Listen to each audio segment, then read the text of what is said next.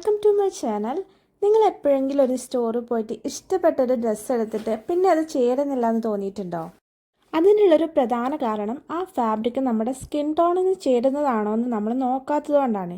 ഈ ഒരു വീഡിയോയിൽ നമ്മൾ എങ്ങനെയാണ് നമ്മുടെ സ്കിൻ ടോണിന് പറ്റുന്ന ശരിയായ ഫാബ്രിക് ടെക്സ്ചറും കളറും ഒക്കെ സെലക്ട് ചെയ്യാം എന്നുള്ളതാണ് പറയുന്നത്.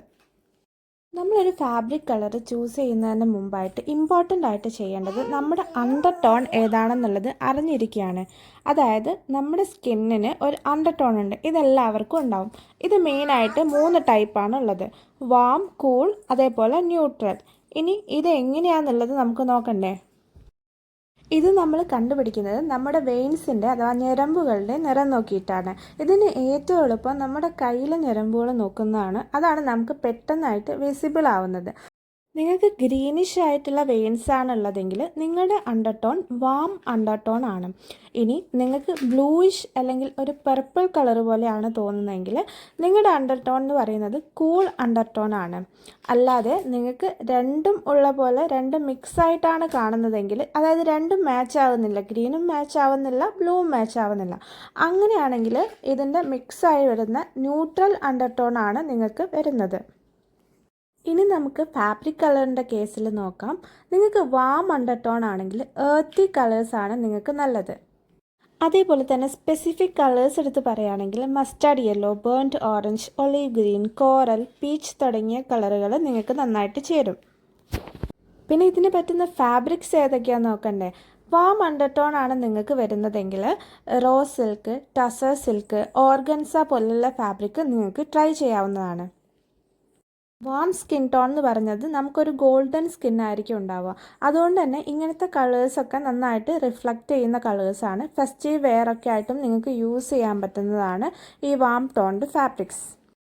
ഇനി നിങ്ങൾക്ക് കൂൾ അണ്ടർടോൺ ആണെങ്കിൽ സോഫ്റ്റ് ഐസി കളേഴ്സൊക്കെയാണ് നിങ്ങൾക്ക് നന്നാവുന്നത്.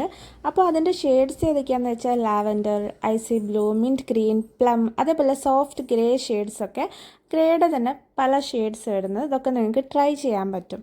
ഇനി നമുക്ക് ഫാബ്രിക്സ് ഏതൊക്കെ പറ്റും നോക്കിയാലോ? സാറ്റിൻ, ജോർജറ്റ്, നെറ്റ് പോലെയുള്ള ഫാബ്രിക്സ് ആണ് നിങ്ങളുടെ അണ്ടർ ടോണിന് ചേരുന്നത്. ഈ ഒരു ഫാബ്രിക്സ് ആണെങ്കിലും കളേഴ്സ് ആണെങ്കിലും ഒരു ഫ്രഷ്നെസ് അല്ലെങ്കിൽ ഒരു സോഫിസ്റ്റിക്കേറ്റഡ് ലുക്ക് സ്കിന്നിന് തരുന്ന ഫാബ്രിക്സും കളേഴ്സും ആണ്. പിന്നെ ഒരു കാമിങ് എഫക്റ്റാണ് ഈ ഒരു ഫാബ്രിക്സും കളേഴ്സൊക്കെ നമുക്ക് പ്രൊവൈഡ് ചെയ്യുന്നത്. ഈ കളേഴ്സ് നമുക്ക് പാർട്ടി വെയർ ആയിട്ടും ഈവനിങ് ഇവൻറ്റ്സിനും കാഷ്വലായിട്ടും ഒക്കെ യൂസ് ചെയ്യാൻ പറ്റും. ഇനി നിങ്ങൾക്ക് ന്യൂട്രൽ ആയിട്ടുള്ള ഒരു അണ്ടർടോൺ ആണെന്നുണ്ടെങ്കിൽ നിങ്ങളാണ് ഏറ്റവും ലക്കി. ഓൾമോസ്റ്റ് എല്ലാ കളേഴ്സും ന്യൂട്രൽ അണ്ടർടോൺ ഉള്ളവർക്ക് ചേരും. ഇതിൽ തന്നെ നമുക്ക് സ്പെസിഫിക് ആയിട്ട് പറയുകയാണെങ്കിൽ rose pink, ടീല്, blush, cream, navy, mauve പോലെയുള്ള കളേഴ്സൊക്കെ കൂടുതലായിട്ട് ചേരും. ഇങ്ങനത്തെ കളേഴ്സൊന്നും എല്ലാവർക്കും ചേരുന്നതല്ല. പക്ഷേ ഈ ഒരു ന്യൂട്രൽ ആയുള്ളവർക്ക് എല്ലാ കളേഴ്സും നമുക്ക് പരീക്ഷിക്കാവുന്നതാണ്. ഇനി ഫാബ്രിക്സ് നോക്കുകയാണെങ്കിൽ നേരത്തെ പോലെ ഒരുവിധം ഫാബ്രിക്സൊക്കെ നമുക്ക് സ്യൂട്ടാവും. മെയിനായിട്ട് പറയുകയാണെങ്കിൽ സിൽക്ക്, ക്രേപ്പ്, ഷിഫോൺസ് ഒക്കെ നമുക്ക് കൂടുതൽ ചേരുന്ന ഫാബ്രിക്സ് ആണെന്ന് പറയാം. ഒരു ബാലൻസ്ഡ് ആയിട്ടുള്ളൊരു അണ്ടർടോൺ ആണ് ഈ ന്യൂട്രൽ അണ്ടർടോൺ എന്ന് പറയുന്നത്. അതുകൊണ്ട് തന്നെ കൂൾ അണ്ടർടോണും വാം അണ്ടർടോണും ഒക്കെ നമുക്ക് ചേരുന്നതാണ്. പക്ഷേ എല്ലാത്തിൻ്റെയും എക്സ്ട്രീം ആയിട്ടുള്ള കളേഴ്സ് നമ്മൾ മാക്സിമം ഒഴിവാക്കണം. അതായത് ഭയങ്കര യെല്ലോ, ഭയങ്കര ബ്ലൂ, ടൂ മച്ച് ആയിട്ടുള്ള കളേഴ്സൊക്കെ ഒഴിവാക്കിയിട്ട് ഒരു മീഡിയം ടോൺസും സോഫ്റ്റ് ടോൺസും എടുക്കാൻ ശ്രദ്ധിക്കുക. അതേപോലെ ഫാബ്രിക് ചൂസ് ചെയ്യുമ്പോൾ നമ്മൾ എപ്പോഴും വരുത്തുന്ന ഒരു മിസ്റ്റേക്കാണ് ഷോപ്പിലൊക്കെയുള്ള ആർട്ടിഫിഷ്യൽ ലൈറ്റിങ്ങിൻ്റെ അടിയിൽ നിന്ന് കളറ് നോക്കുക എന്നുള്ളത്. മാക്സിമം നമ്മൾ നാച്ചുറൽ കളറിന് വേണം ഫാബ്രിക് കളർ ചൂസ് ചെയ്യാൻ വേണ്ടിയിട്ട്. അപ്പോൾ നിങ്ങൾ സ്റ്റോറിലൊക്കെ ആണെന്നുള്ളതെങ്കിൽ ഫുള്ള് ലൈറ്റുള്ള സ്റ്റോറൊക്കെ ആണെങ്കിൽ ജസ്റ്റ് ഒന്ന് പുറത്തേക്കോ വിൻഡോ സൈഡിലേക്കോ ഒക്കെ ഒന്ന് പോയിട്ട് കളർ ഏതാണെന്നുള്ളതൊന്ന് ഉറപ്പ് വരുത്തണം. എന്നിട്ട് ചൂസ് ചെയ്യാൻ വേണ്ടിയിട്ട് ശ്രദ്ധിക്കുക. കാരണം ഈ ഒരു ആർട്ടിഫിഷ്യൽ ലൈറ്റിങ്ങിന് ഈ ഒരു ഫാബ്രിക് കളറിനെ മൊത്തത്തിൽ മാറ്റാനുള്ളൊരു കഴിവുണ്ട്. അപ്പോൾ നമ്മൾ വീട്ടിലെത്തി ഇടുന്ന സമയത്ത് നമ്മൾ കാണുന്ന പോലെ ആയിരിക്കില്ല വീട്ടിൽ നിന്ന് ആ കളർ ഉണ്ടാവുക. അതുകൊണ്ട് തന്നെ അത് ശ്രദ്ധിക്കുക. അതേപോലെ ഒരു കളറോ ഒരു ഫാബ്രിക്കോ ട്രെൻഡിങ് ആണെന്ന് വിചാരിച്ച് നമുക്കത് ചേരണമെന്നില്ല. ട്രെൻഡൊക്കെ വേണം, പക്ഷേ എപ്പോഴും ട്രെൻഡിൻ്റെ പുറകെ പോവാതെ നമുക്ക് ചേരുന്ന കളേഴ്സ് ഏതാണ്, ഫാബ്രിക്സ് ഏതാണ് എന്നതുകൂടി ഒന്ന് സെലക്ട് ചെയ്യാൻ വേണ്ടി ശ്രദ്ധിക്കുക. ഈ ഒരു വീഡിയോ നിങ്ങൾക്ക് ഹെൽപ്ഫുൾ ആയി എന്ന് വിചാരിക്കുന്നു. നിങ്ങളുടെ അണ്ടർടോൺ നിങ്ങൾക്ക് മനസ്സിലായിട്ടുണ്ടെങ്കിൽ നിങ്ങൾ കമൻറ്റ് ചെയ്യണേ.